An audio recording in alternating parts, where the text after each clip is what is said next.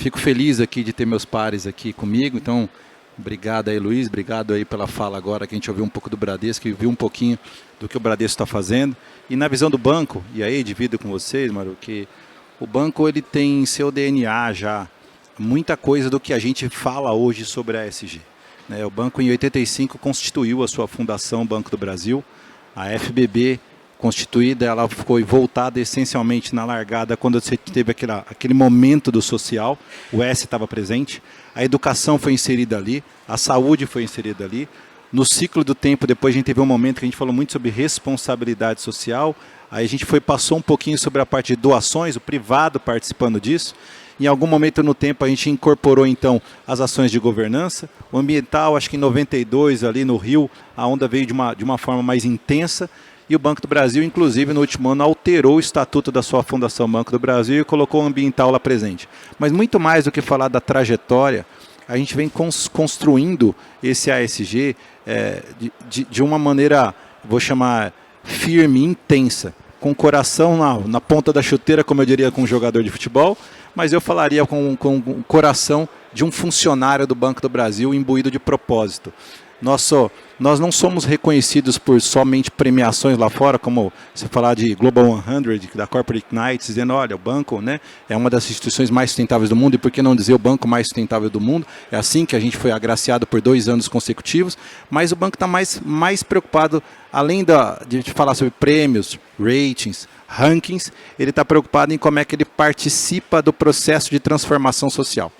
A nossa carteira sustentável por si só, ela evidencia que o portfólio de negócios do banco, assim classificada com certificado de segunda opinião, por exemplo, a Cital, evidencia, e eu não vou falar o número, eu estou no meu período de silêncio, né? Meu resultado sai daqui a 2 dias, então me perdoe, eu não falo o número atual da carteira sustentável, mas do trimestre anterior a gente estava em 289 bilhões de reais aproximadamente da nossa carteira, estava lá com a certificação evidenciando a externalidade positiva máxima. O que é isso? É o nosso cuidado que na concessão de crédito, numa carteira de investimento, se eu pensar em clima, se eu pensar em a forma, em frames de trabalho, se eu pensar um consumo simplesmente na ótica de energia, ou de papel, ou de qualquer outra coisa que eu faça, quando eu inicio o processo, eu inicio pensando nas características de sustentabilidade de longo prazo para todos nós, para a nossa empresa, para o nosso país, por que não dizer para o nosso planeta. Até porque, apesar das divisões geográficas, só existe um planeta conhecido, habitável, nas condições que nós precisamos para evoluir.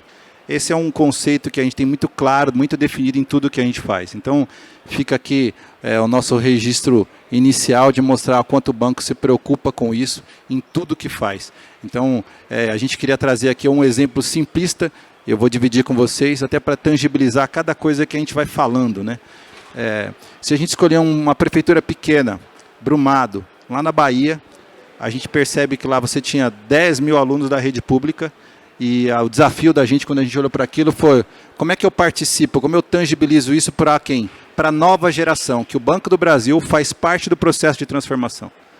A gente estruturou a operação de crédito naquele município, são 10 mil crianças, elas participam hoje de todos os prédios, são 33 unidades, todas com geração de energia, com placas fotovoltaicas no telhado de todas as escolas.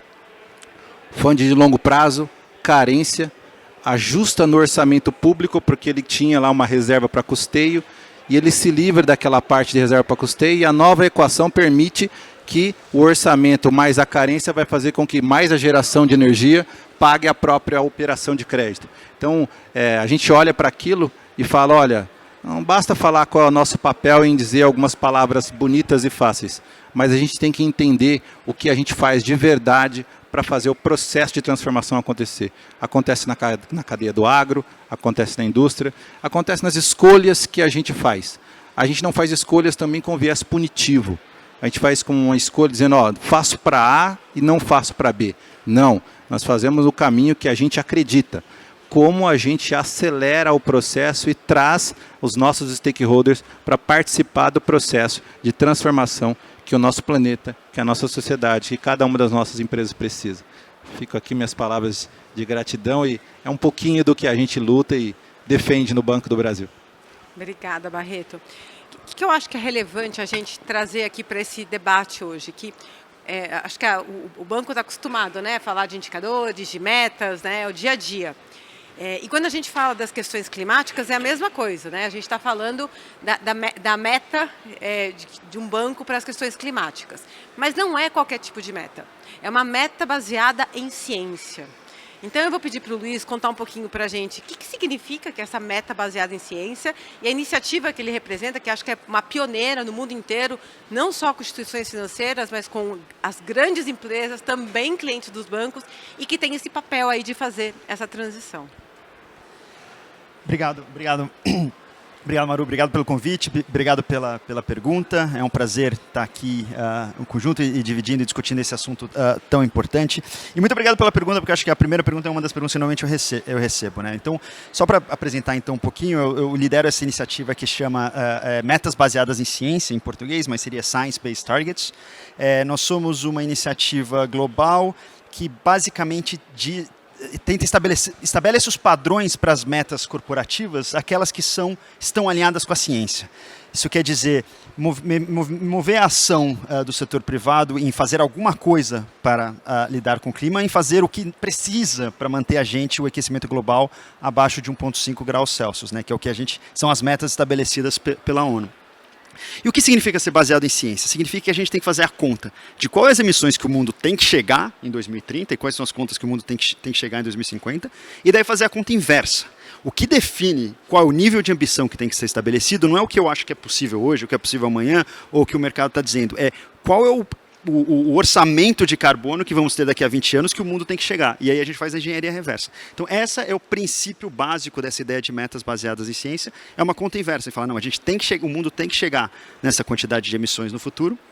E você faz a conta inversa para ver, então, qual é a responsabilidade de cada um. E, muito simplesmente, isso que são metas baseadas em ciência. A iniciativa começou, como o Maru falou, uma iniciativa global. A gente começou há 7 anos atrás. Eu passei a liderar ela fazem 5 meses apenas, mas a gente já tem 38 trilhões de dólares comprometidos em estabelecendo essas metas para ciências. São mais de 3.600 empresas no mundo, que representa por volta de 1/3 da economia global, que aderiu a essa iniciativa, e metade dessas empresas já estabeleceram seus planos e tiveram seus planos validados e certificados para dizer, não, está de acordo com o que os modelos climáticos estabelecem. Né? Então, esse movimento que começou, e só para vocês terem uma ideia, até o ano passado, acho que eram apenas, até 2 anos atrás eram apenas 1.000 e agora já são 3.000, então é um crescimento que a gente tem observado realmente impressionante. A cada ano dobra a quantidade dessas empresas para mostrar que, de fato, essa agenda deixou de ser uma agenda de nicho. Não é mais uma questãozinha no canto, é uma questão que faz parte do risco central das empresas, dos grandes financiadores no mundo. Né? E são empresas em mais de 80 países que estão estabelecendo esse movimento. São os líderes que estão estabelecendo quais que são os objetivos que devem ser atingidos, porque a gente sabe que a gente só chega em resultados com 2 coisas, Maru, eu acho. E eu acho que os meus colegas vão falar. Primeiro, a gente sabe que se você não mensurar, você não gerencia. Então, a primeira coisa que tem que fazer nessa agenda é gerenciar, como os meus colegas comentaram aqui, saber qual de fato são as emissões suas e quais são as emissões do seu portfólio. E como a Maru falou, as emissões do setor financeiro não estão na ação do banco ou do investidor, estão nas ações dos seus da onde os investimentos são feitos. Então, essa é a primeira coisa que é importante. E a segunda, daí você precisa ter uma meta. Aonde eu quero chegar, porque você não saber onde você quer chegar, você não consegue tomar as ações naquele sentido. Então, é essa ação que a gente está tentando tomar com esses 38 trilhões de valor de mercado, de 3.600 empresas ao redor do mundo se comprometendo com essa agenda. Ótimo, Luiz. Bom você dar esse esclarecimento. E eu acho que, então, reforçando o que o Luiz está falando, são os clientes que estão se movendo nessa direção. E aí lembrar que o Banco Central, no começo desse ano, também lançou uma regulação onde ele inclui a questão climática, né? Tanto na gestão, no gerenciamento de riscos de uma organização, quanto um banco ter uma política clara aí de questões sociais, ambientais e climáticas. Então, a gente está vendo a pressão aí dos clientes, a gente está vendo regulação, então a gente quer saber aí como é que faz, né? E aí eu vou voltar minha pergunta para o Marcelo, como ele falou, eles são membros do Net Zero Banking Alliance, a primeira aqui instituição brasileira a fazer esse compromisso. carbono neutro 2050. Então, Marcelo, queria que você contasse, né, a gente está falando de meta, o que vocês estão fazendo para, definir essas metas, como é que vocês vão atingir essa meta, que é super desafiadora, e que tipo de incentivo vocês também, né, olham isso para poder impulsionar cada vez mais clientes do portfólio de vocês? Legal, Maru. Bom, como eu tinha comentado, a gente realmente foi o primeiro banco a aderir ao Net Zero, né? Quando a gente está falando de Net Zero, só para todo mundo estar na mesma página, a gente está, né, se referindo ao portfólio de financiamentos que nós fazemos. O que isso significa é o seguinte: todos os bancos eles financiam as empresas e essas empresas têm uma determinada pegada de CO2, né, de carbono. Essa pegada a gente faz proporcional ao portfólio que nós temos no banco. Então, às vezes, nós participamos dentro do total do valor da empresa, né, considerando tanto os passivos quanto o capital dela, nós temos uma fração destas emissões. É esta fração que a gente considera dentro do nosso escopo de emissões, né, do escopo 3, e é toda essa emissão de todos os nossos clientes, tanto corporativos quanto pessoas, que nós nos comprometemos a zerar as emissões, né, ter um net zero até 2050. O que significa que nós temos que trabalhar com cada uma das empresas para que elas convirjam todas as suas emissões para zero. Como vocês imaginam, esse é um desafio bastante grande, mas é um desafio que começou a ficar cada vez mais dentro do radar da possibilidade à medida que o setor financeiro foi, em massa, aderindo a compromissos de net zero, né? Hoje, 40% dos ativos internacionais, né, globais do setor financeiro já tem compromissos de net zero. Aqui no Brasil, tanto o Banco do Brasil quanto Itaú, Santander e também o Bradesco, como eu já havia mencionado, tem compromissos de net zero. O que significa que a indústria em massa ela vai estar trabalhando para que todas as empresas do nosso portfólio, todas as empresas do país, convirjam para esse zero, né, até 2050. É lógico que isso tem um caminho para ser percorrido. Nós temos que garantir que as emissões elas caiam mais rápido no primeiro momento, para que até 2050 seja realmente razoável nós imaginarmos chegar no zero, e que as compensações que sejam feitas, né, que elas vão eventualmente ter que ser feitas, elas sejam a menor parte. O mais importante é que realmente as emissões caiam drasticamente, né? E bom, para que tudo isso aconteça, do ponto de vista do Brasil, eu acho que nós temos uma posição privilegiada em relação ao mundo. Porque aqui no Brasil, as emissões elas são principalmente, né, cerca de metade aproximadamente, decorrentes de desmatamento ilegal. Então essa é uma primeira equação, uma primeira parte da equação que o Brasil tem que tratar e que nós temos que endereçar de maneira bastante responsável, tanto como bancos quanto como setor empresarial de um modo geral, para garantir que o desmatamento ilegal ele seja cada vez menos efetivo, que ele realmente desapareça e que a gente consiga ter uma reversão desse desmatamento. Um segundo ponto de vista que a gente tem também uma vantagem bastante importante e competitiva aqui no Brasil é que nós temos uma matriz elétrica que é muito mais concentrada em energia renovável, certo? Tanto do ponto de vista de energia hidráulica, quanto, né, hidrelétrica, quanto eólica, e agora, mais recentemente, com um crescimento muito grande também da solar. Tá? Isso tudo nos coloca numa posição bastante privilegiada na competição internacional. Agora, a gente tem inúmeros riscos, inúmeras oportunidades pela frente à medida que esta transição ela vai acontecendo. Existem muitos investimentos para serem feitos ao longo dos próximos anos. A estimativa é que isso seja da ordem de 100 a 150 trilhões de dólares internacionalmente. O Brasil, sem dúvida nenhuma, vai ser uma parte importante desta equação. E isso vai fazer com que diversos setores, com que diversas empresas passem por mudanças bastante grandes aqui no Brasil. Então, cada uma das empresas vai precisar entender qual que é essa equação, qual que é a transformação que cada um dos setores vai fazer e qual é o tipo de apoio que essas empresas vão precisar, tanto do ponto de vista de financiamento, e aí elas podem contar com os bancos para isso, quanto do ponto de vista de desenvolvimento de tecnologias e de mudanças que elas vão precisar fazer do ponto de vista organizacional para se preparar para esse novo ambiente de competição. Então, assim, é um desafio muito grande para todos nós, né, Maru? E acho que, à medida que os bancos se engajam nessa questão e que trazem os clientes todos para dentro desta transformação, mostrando os riscos, mostrando as oportunidades e trabalhando com eles para que se concretizem todas essas oportunidades que estão no radar, eu acho que a gente tem uma perspectiva de crescimento, de emprego e de melhorias aqui para o nosso país bastante grandes. Ótimo, super obrigada, Marcelo. Depois eu queria que a gente tivesse uma rodada de oportunidades, né? Porque eu acho que o Brasil está numa posição privilegiada por uma série de razões e acho que vai ser interessante a gente também discutir isso.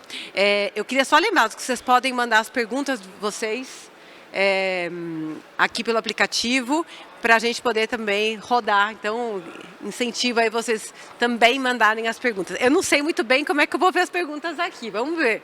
Mas mandem as perguntas para a gente poder debater.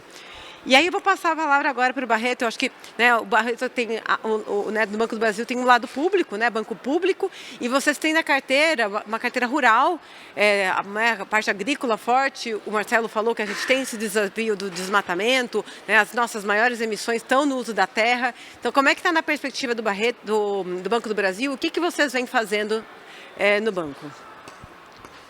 Maru, eu fico feliz a gente ver essa sinergia máxima que eu vou chamar de mercado, né? Eu queria abrir dizendo isso.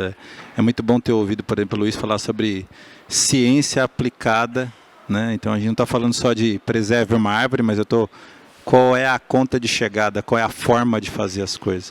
A gente fala aqui do Bradesco e o Banco do Brasil não é diferente, né? Também aderiu ao Business Ambition, então também estamos olhando para zerar as nossas emissões.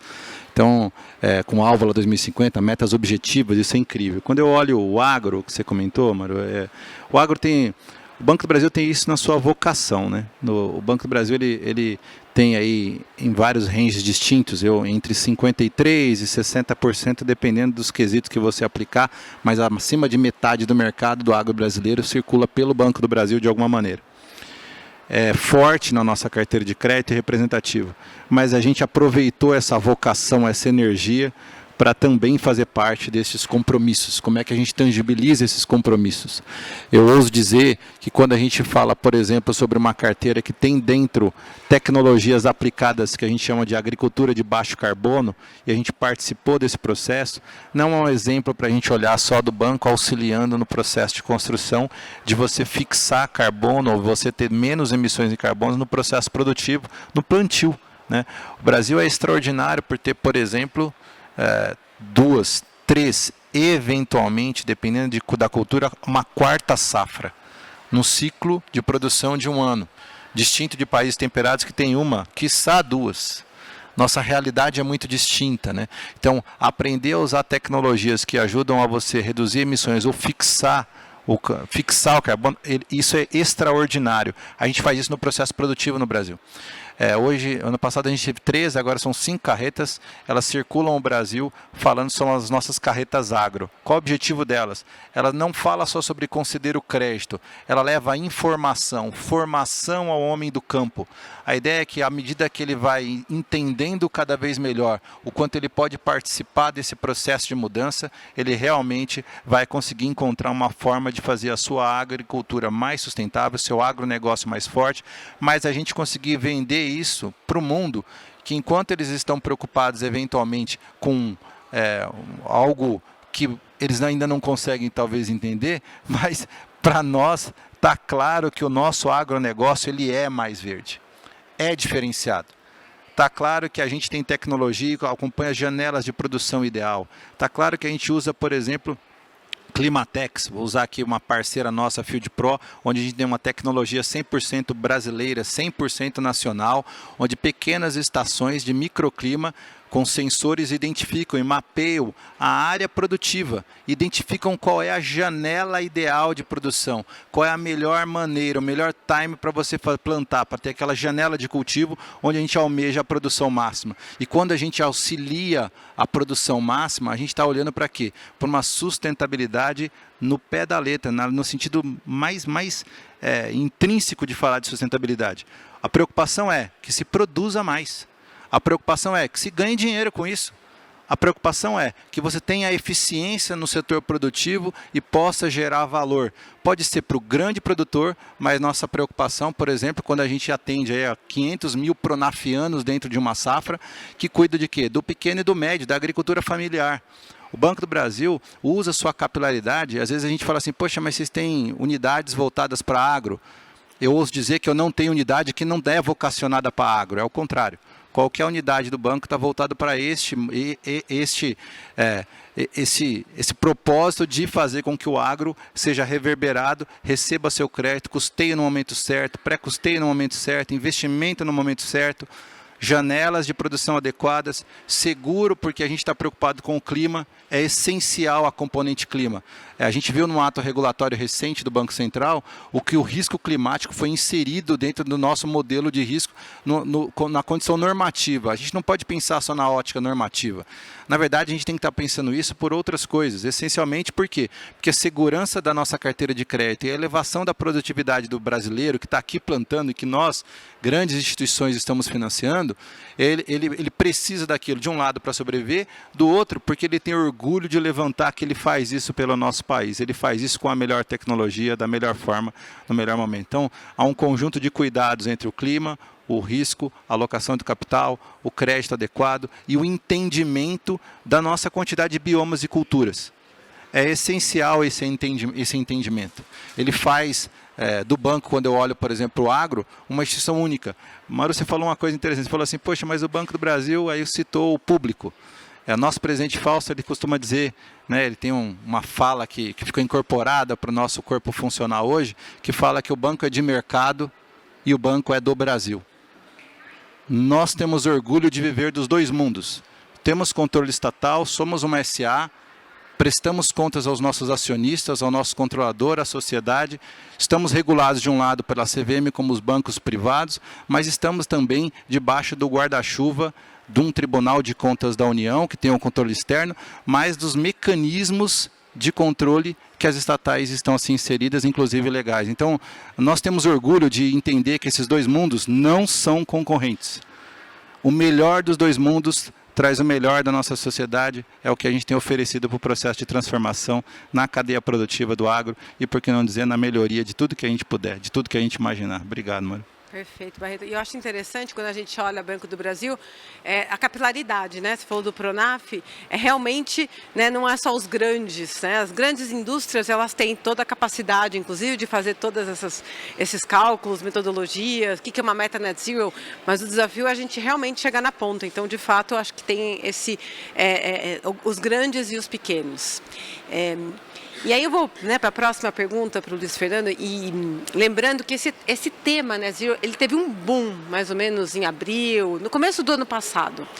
E aí a gente viu assim, um monte de organizações, né? Você falou que dobrou o número de organizações no SBTI, e o grande risco é do greenwashing. O grande risco é a gente ver um monte de instituições colocando-se essas metas net zero, sem muitas vezes a gente saber o que isso significa. Então, acho que a pergunta é como é que a gente, aí nós, né, clientes e consumidores, investidores, funcionários de instituições financeiras, qual que é o nosso papel? Como é que a gente olha essas metas climáticas e a gente diz isso é sério e eu posso realmente ver que a organização está indo no caminho certo? Obrigado, Maru. Excelente pergunta de novo. Obrigado.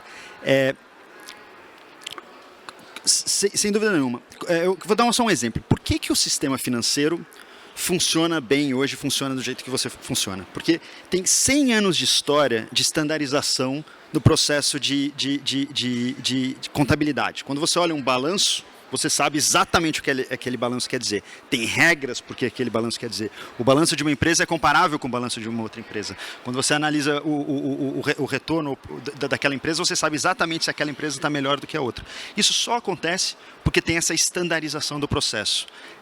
Como eu falei, 100 anos de história de estandarização de regulamentações financeiras, como que é feita a contabilidade, como que são reportadas as contabilidades, como são estabelecidas as metas e os objetivos. Tem 2 milhões de de contadores, accountants, que vão para escola e graduação para fazer isso, e isso que faz que o sistema financeiro funcione. Para o carbono funcionar, a gente precisa da mesma coisa. A gente precisa de padronização, estandarização, de uma maneira que você consiga comparar A com B, sem se tornar apenas uma competição de quem consegue contar a melhor história, né?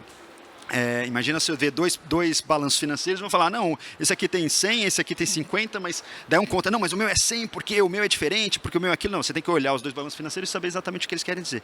É isso que a gente, através dessas metas baseadas em ciência, está tentando fazer, está tentando trazer essa clarificação, estandarização, para que as metas possam ser comparadas e para que elas possam ser vistas quais que são aquelas que estão alinhadas com essa ideia que eu falei, né? Tipo, que temos que chegar na conta final e como que a gente faz a conta voltando para trás, vis-à-vis aquelas que não. Uma vez mais, só queria deixar claro, qualquer ação para combater as mudanças climáticas são absolutamente bem-vindas. Eu só queria deixar isso claro, mesmo se talvez não consiga ser hoje alinhado com a ciência, tudo bem, começa a jornada, não pare por conta disso. Mas o nosso trabalho é tentar ver aquelas que vão dizer, não, esse seu plano já está alinhado com aquilo que é necessário. E por isso que, como eu falei, né, que o SBTi faz essa avaliação desses planos das empresas. As empresas fazem compromissos e depois elas submetem os seus planos. E essa avaliação, que hoje já falei, né, são metade dessas empresas que já fizeram esse compromisso, já tiveram seus programas avaliados e estão lá definidos. Ó, esse está avaliado e o plano dela vai levar o mundo a 2 graus de aquecimento global. Essa está avaliada e o plano dela vai levar o mundo a 1,5 graus de aquecimento. Então é melhor do que a outra que fez 2. Né? Então justamente tentar replicar essa estandarização para o carbono é o que a gente está tentando fazer. E eu queria justamente fazer o reconhecimento aqui do que o Banco do Brasil é o primeiro banco do Brasil que fez esse compromisso com a SBTi, e agora vocês vão ter que submeter então seu plano de ação, justamente para clarificar o que esse plano e essa estandarização em relação ao que a ciência está dizendo que tem que acontecer. Ótimo. E aí acho que fica o nosso papel também, né? Aí como cidadãos, a gente está de olho também como é que estão sendo colocadas essas metas. Vou trazer na mesa a questão da tecnologia, né? A gente está aqui na Febrantec e a tecnologia vai ser chave quando a gente olha questões climáticas, seja para a gente capturar carbono, seja para a gente ter baterias mais eficientes, seja para georreferenciamento, para inteligência de dados, enfim, tem uma série de aplicações de como a tecnologia pode, de fato, nos ajudar. E o Barreto falou de algumas, né? Eu queria que você, vou começar pelo Barreto, explorasse qual é o papel da tecnologia para a gente realmente contribuir com a questão climática aqui no Brasil e no mundo. Como é que vocês estão vendo isso? Acho que o fórum é o mais que adequado, né, Mano? A gente está na Febrabantec, então falar um pouquinho de tecnologia e falar um pouquinho dessa conexão, né? O que ela tem nos ajudado, né? Você pode usar, sei lá, tem as terminologias, Climatex, Greentex, escolhe as techs que você bem entender, as nomenclaturas que bem entender. Mas o que é importante é que a gente percebe que existe um arranjo novo, um ecossistema mais vivo, mais forte acontecendo com essas tecnologias. Pequenas empresas, apelidadas aí de startups em vários níveis, né, caminhando em direção aí, sonhando em serem unicórnios, elas vão compondo um novo ecossistema. Quando a gente olha, por exemplo, a tecnologia no Banco do Brasil, objetivamente, vamos pensar no ciclo de carbono, né? O ciclo tradicional, você vai pensar que você precisa aí de uns $400 mil, 20 mil hectares, 18 meses de espera, tem que estar dentro de uma faixa lá de excedente de reserva legal. Aí você soma tudo isso, essa sopa de letra, dinheiro, uma equação difícil e fala, olha, está aqui, um crédito de carbono produzido na sua propriedade. A tecnologia, ela extravasa tudo isso. Veja, não são mais 20 mil hectares de área contínua. Talvez eu tenha 1.000 hectares numa propriedade, 500 na outra, 2.000 na outra, e talvez elas estejam em biomas distintos, nos 5 biomas principais brasileiros. Então, elas podem estar dispersos. E a gente pode, no mapa tecnológico, além de georreferenciar, aproximar essas camadas e mostrar, olha, existe um meio eficiente, ágil, com tecnologia, de fazer com que a gente identifique que nessas regiões somadas, mesmo distantes, está muito próximo de você conseguir fazer a geração de quê? De créditos de carbono, porque há uma neutralidade nessas áreas empilhadas. Veja, o custo vai lá embaixo, imagina, você não tem 20 mil hectares. Então, você estaria fora, por exemplo, de uma equação financeira viável. Mas existe como fazer e a tecnologia tem nos ajudado para tanto. O banco se preparou quando fez um movimento recente, no Rio de Janeiro, no Jardim Botânico, a gente soltou no movimento, a gente criou o Mercado Global de Carbono e Descarbonização. Fizemos um evento, convidamos mais de 100 CEOs a participar desse movimento conosco. Naquele momento, o banco, ao final, de debate extremamente rico, ele ousou soltar soluções novas ao mercado, uma delas é essa, nós estamos nessa direção. Volto a dizer, períodos de silêncio são terríveis, né? A gente não pode falar algumas coisas, é danado, estou quase aqui, mas não posso. Mas a gente vai soltar alguns dados, alguns números relevantes para vocês, mas posso dizer, a gente vai tentar, tem um spoiler aqui, a gente já deixa nesse spoiler o convite, a gente vai voltar àquele lugar no Rio de Janeiro, onde a gente construiu uma solução e colocou no mercado e dizer, a gente não só falou, famílias espalhadas pelo Brasil, que estavam distantes de conseguir seus créditos de carbono, ou por não conheciam o caminho, ou porque não tinham capital, ou porque faltava a capacitação técnica, ou uma bandeira forte que estendesse a mão para elas, essas famílias espalhadas pelo Brasil, identificadas aí num número representativo de hectares, a gente já conseguiu conciliar e a gente deve voltar lá ao Rio de Janeiro para o lançamento aí com o nosso presidente, com o nosso board da empresa, dizendo o seguinte, está aqui, ó, essas famílias assinaram com o Banco do Brasil um novo modelo e elas serão creditadas, eu estou dizendo dinheiro, por quê? Porque vão manter as suas florestas em pé. A equação tem que ser boa para todas as pessoas. Não é só produzir de um lado ou não produzir e ser punido do outro. Não produzir é uma floresta em pé e é um ativo. Então a gente vai encontrar qual é a equação para colocar isso e fazer isso funcionar. Quando eu olho a tecnologia para fazer, tem muito mais. Tem, por exemplo, metodologia. A gente acabou de ouvir aqui muito falar sobre ciência para dados. Em carbono isso é essencial. Veja, a gente tem biomas distintos no Brasil. A gente não pode pegar o mesmo conceito, a mesma proporção de uma cultura num bioma em determinada localidade com outro clima e imaginar que é a mesma equação para a neutralidade de carbono no nosso território. Então nós somos um país, né, se olhar no globo, vertical demais. A gente vai lá do extremo até o Equador, quer dizer, então a gente tem peculiaridades. A tecnologia nos aproxima de fazer a diferenciação necessária para maximizar os resultados e falar em que lugar eu consigo gerar mais crédito. Cada detalhe desse está dentro do que a gente tem trabalhado duro, firme, acreditado e procurado empresas, instituições que também comungam do mesmo princípio. Ecossistemas que nós não conhecemos ainda, alguns pequenos talvez, eles não são tão grandes assim, são pequenos sistemas que nos procurem, estejam próximos do Banco do Brasil. Nós estamos procurando a inovação necessária para aproximar tudo que a gente tem de tecnologia da nossa nova realidade para o salto que a gente entende importante para a sociedade brasileira. Então, o Banco do Brasil é só mais um braço, né? Sintam-se abraçados aí, quem tiver à disposição pode procurar a nossa área de sustentabilidade. Está comigo, o Gabriel Santamaria está sentado ali na frente, ó. É uma versão que funciona um pouquinho melhor do que o vice-presidente do Banco do Brasil, essa versão aqui, ó, e ele está disposto, a gente tem uma área lá de sustentabilidade preocupada, imbuída de trazer novos entrantes que possam participar de soluções tecnológicas que nos levem ao salto. Ótimo, super obrigada, Barreto. Eu vou passar aí para o Marcelo também, queria ouvir, né, como é que vocês estão trabalhando com componentes de tecnologia e mudanças climáticas, Marcelo. Vamos lá, vai ser um desafio trazer mais pontos além dos que o Barreto falou, mas bom, sem dúvida nenhuma que a questão de tecnologia ela tem sido cada vez mais importante para todas as ações que nós vamos implementando, né?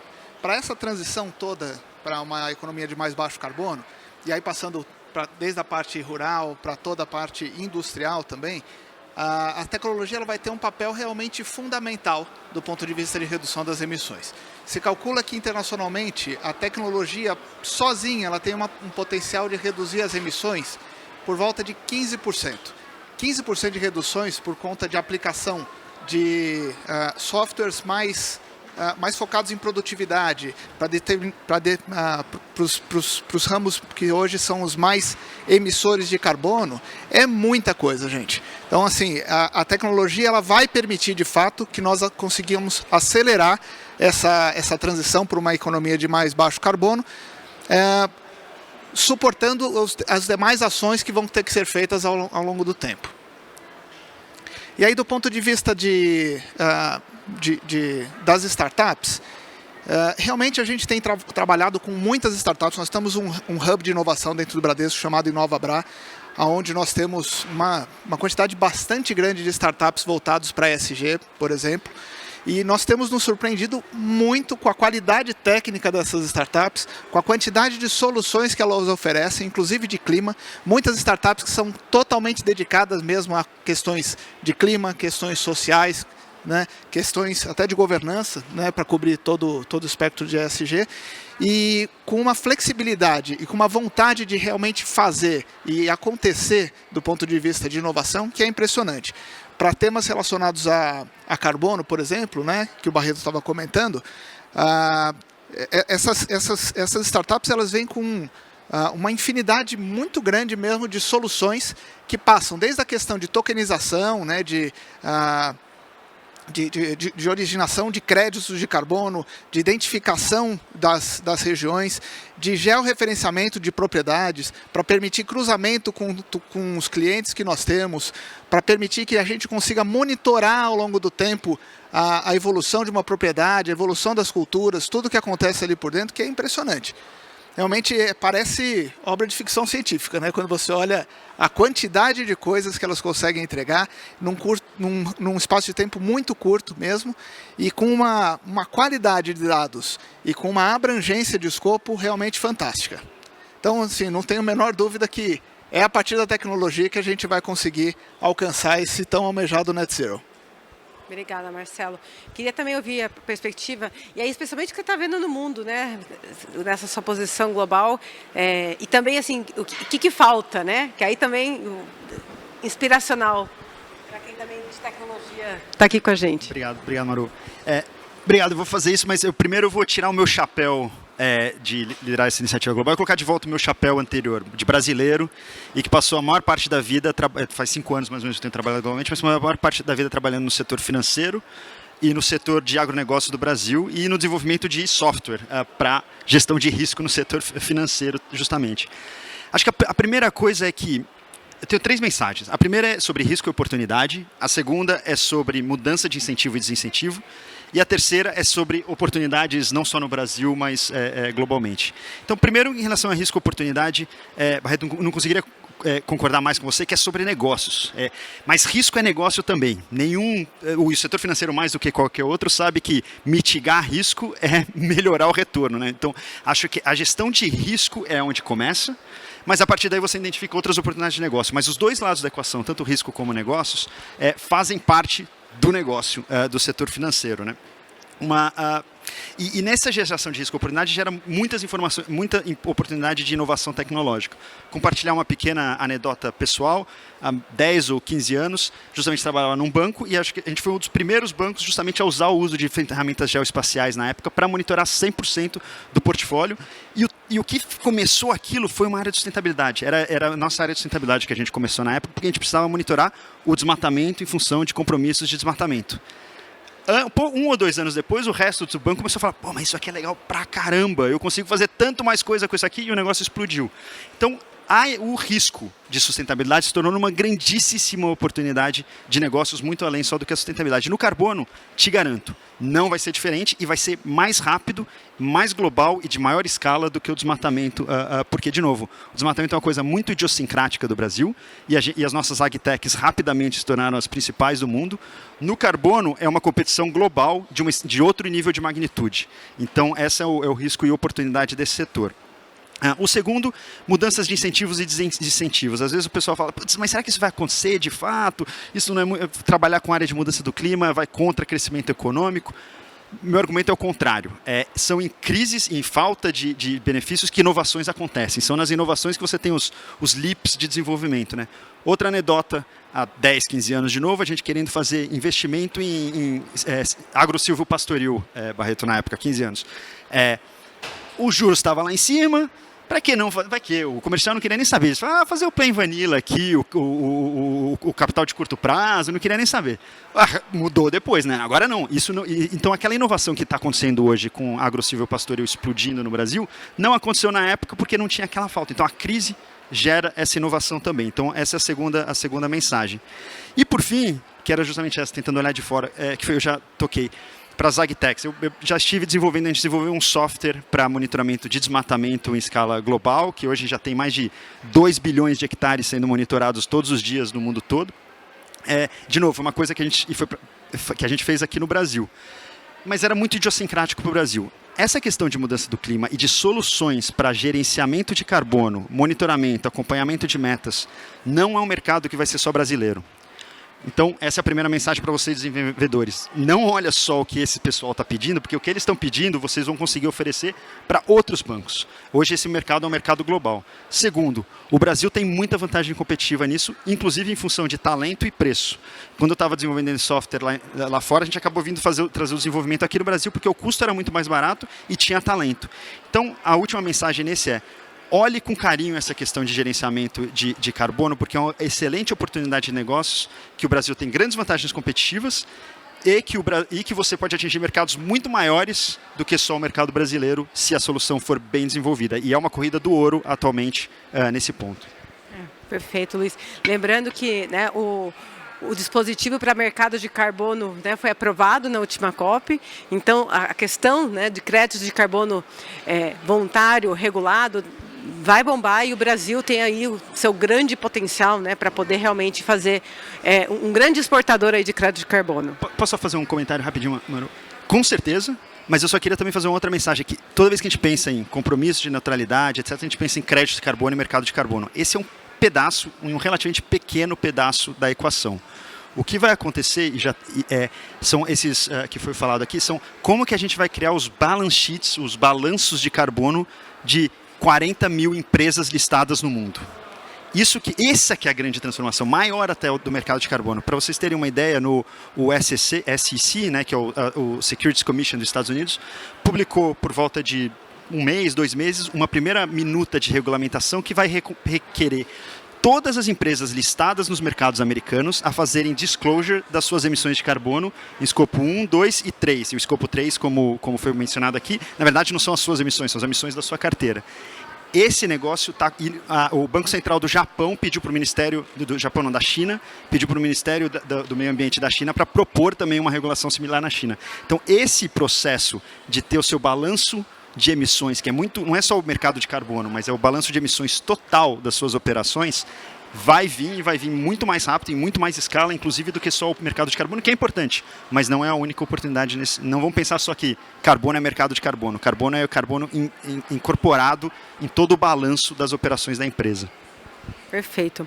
Eu recebi uma pergunta, vou direcionar aqui para o Marcelo, a gente está com tempo de ser breve, mas é que achei a pergunta interessante. É sobre mecanismos financeiros, né? Então, os Green Bonds, Sustainability Linked Bonds, os Transition Bonds, tem aí todas, né, as nomenclaturas.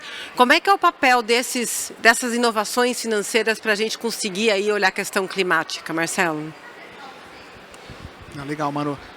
Bom, nos últimos anos a gente tem visto realmente um crescimento muito, muito forte de todos esses tipos de bonds relacionados à transição, né? Tanto Green Bonds quanto, né, Sustainable Linked Bonds, inclusive Social Bonds também sendo cada vez mais frequentes, né? Isso hoje já representa aqui no Brasil algo como 12% do total de emissões, então já é uma quantidade de emissões razoável aqui dentro do mercado brasileiro. Na Europa isso também está crescendo, já representa mais do que esse nosso percentual, e a estimativa é que isso possa chegar até 50% até 2030, o que quer dizer que de todas as emissões que as empresas vão estar lançando ao mercado, né, toda a captação de recursos que elas vão fazer, metade vai estar vindo de temas relacionados aqui a questões ESG. E isso não é surpresa quando a gente pensa naqueles 100 a 150 trilhões de dólares que eu comentei com vocês, porque aquilo deve representar mais ou menos metade do total de financiamento das empresas. Então, dentro do setor financeiro, essa equação de bônus relacionados a temas ESG vai ficar cada vez mais forte mesmo. E as empresas, elas não só enxergam isso como uma oportunidade de captação com preços às vezes mais atrativos, mas também é a partir de emissões como essas que elas lançam compromissos a mercado e demonstram os compromissos que elas têm com relação a temas que são bastante caros a elas. Tá? Agora, nestas emissões, é importante que as metas que são atreladas, esses bonds, eles sempre têm alguma meta atrelada a eles, tá? Que essas metas, elas de fato sejam metas que sejam desafiadoras, que sejam metas que possam ser acompanháveis pelo mercado e que sejam realmente materiais para cada uma das empresas que está fazendo esse lançamento.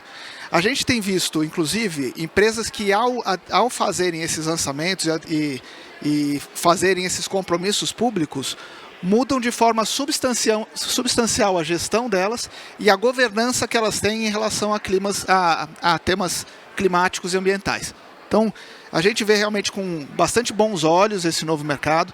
A gente sabe que existe um risco grande de greenwashing e por isso que é importante que as metas sejam de fato materiais, atreladas à empresa e que elas possam ser acompanhadas ao longo do tempo e que contem com uma avaliação de terceira parte, tá? Os famosos SPOs, para garantir que o que está sendo parte desse compromisso lançado pelas empresas, de fato se materialize ao longo do tempo. Perfeito, muito obrigada. A gente está chegando aqui no final, nos faltam 6 minutos aí para a gente encerrar. E aí tem uma provocação aqui, assim, nessa trilha ESG da Febraban, é possível hoje uma empresa, uma instituição financeira não ter essa agenda ESG? Qual a importância disso para a competitividade de uma organização no médio e longo prazo? Então a gente vai fazer uma rodada aqui final rapidamente para a gente poder encerrar e os últimos pensamentos aí, as últimas contribuições de vocês. Começamos por quem? Bernardo. Barreto, desculpa. Eu estava procurando o Bernardo, gente. Mas vamos lá. Eu vou responder a sua pergunta com uma reflexão bem simplista, mas eu preciso de quem está aqui comigo, né? Quem dos que estão aqui presentes com a gente, quando compra uma roupa, olha para a etiqueta e vê onde ela é produzida? Levanta a mão quem olha onde ela é produzida. Beleza. Quem que está aqui presente se preocupa com os descartáveis? Você não joga pela janela do carro, você coloca dentro do seu carro, joga ele fora, separa o lixo. Qual mãe explica isso para uma criança?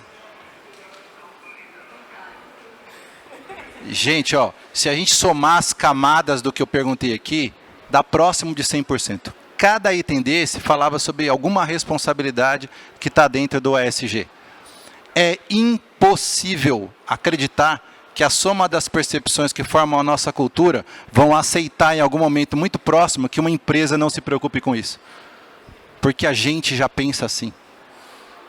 É uma reflexão simplista, Maron, mas mostra como é impossível a gente falar que isso é modismo. Não dá para pensar isso. Isso é um caminho sem volta. Isso é um caminho de sustentabilidade pura, verdadeira. Perfeito, ótimo. Essa é a modesta visão do Banco do Brasil. É no dia a dia que a gente muda. Marcelo?